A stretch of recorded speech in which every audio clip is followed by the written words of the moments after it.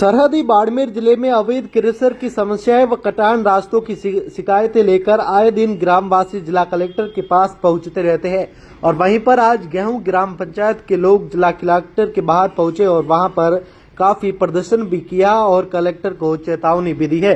दरअसल आपको बता दें कि बिदासर होते हुए ग्राम पंचायत गेहूं तक जाने वाला जो कटान मार्ग है वह कई समय से बंद पड़ा है और उसी को लेकर ज्ञापन सौंपा और उसी के साथ ही अवैध क्रशर को लेकर है जो ग्रामवासियों ने ज्ञापन सौंपा है।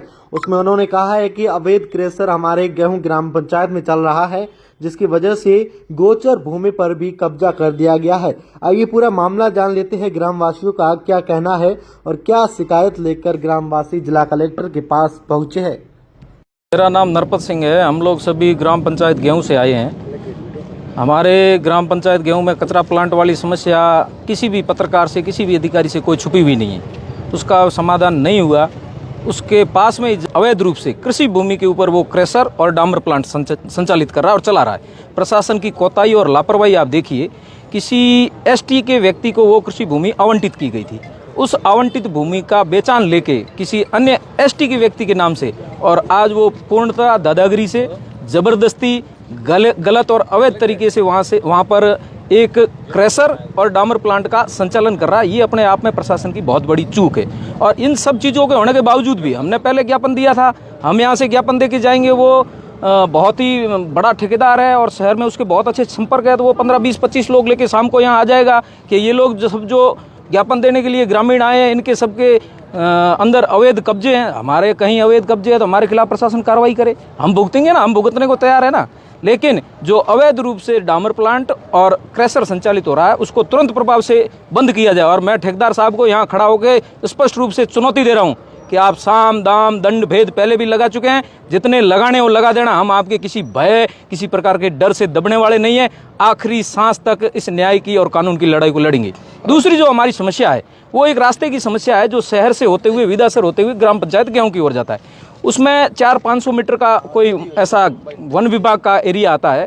उस जगह वो रास्ता यदि सरकार खुलवा के हमें दे दे तो आवागमन में ग्रामीणों को बहुत सुविधाएं मिलेगी और बहुत सारी सहूलियत हो जाएगी, क्योंकि वो रास्ता बहुत पुराना मार्ग है और उसको खुलना चाहिए। और ऐसी सरकार की, राज्य सरकार की ऐसी मंशा है तो वो मार्ग अवश्य खोला जाए, ये हमारी मांग है। तीसरी, कचरा प्लांट की तो हम हमेशा यहाँ आके चिल्लाते हैं और चिल्लाते रहे। प्लांट की ये नगर पालिका वाले शुद्ध क्यों नहीं ले रहे? ये मेरी समझ से बहुत परे है।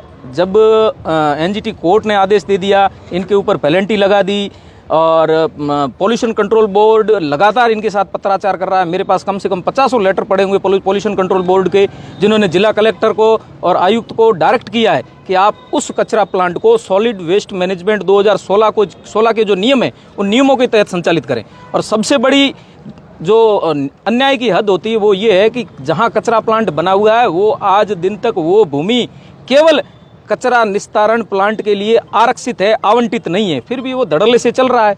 और ग्रामीण आते हैं, समय समय पर हम लोग आते हैं या ज्ञापन देते हैं तो थोड़ा बहुत ये कुछ सुधार करते हैं। लेकिन यदि ये सॉलिड वेस्ट के नियमों के अनुसार चलाए तो वो आसानी से और अच्छे से ढंग से चल सकता है और ग्रामीण को राहत मिल सकती है। गेहूं के ग्रामीणों ने 50 बार ज्ञापन देना है कचरा पॉइंट को। 2016 के बाद में आप 50 शायद संख्या भूल रहे हैं, हमने तो कोई हजारों बार ज्ञापन दिए होंगे। हम लोग भूख हड़ताल के ऊपर बैठे थे, धरने के ऊपर बैठे थे। उस समय माननीय एडीएम साहब का, आयुक्त साहब का, एसडीएम साहब का रिटर्न हमारे साथ समझौता हुआ था और उन्होंने हमारी शर्तों को माना था। वो रिटर्न समझौता आज भी मेरे पास पड़ा है कि आपकी ये जो वाजिब मांगे हैं इनको माना जाएगा। लेकिन कार्रवाई के नाम पर कुछ नहीं हुआ है। सरकार कानों में रुई डाल के सोई हुई है। मैं प्रशासन से मांग करता हूं कि हमारे गांव वालों को न्याय दिलाए। चेतावनी है आपकी? चेतावनी स्पष्ट है, यदि समय रहते हुए विधि सम्मत कार्रवाई नहीं की गई तो हम इस लड़ाई को मजबूती से आगे लड़ेंगे।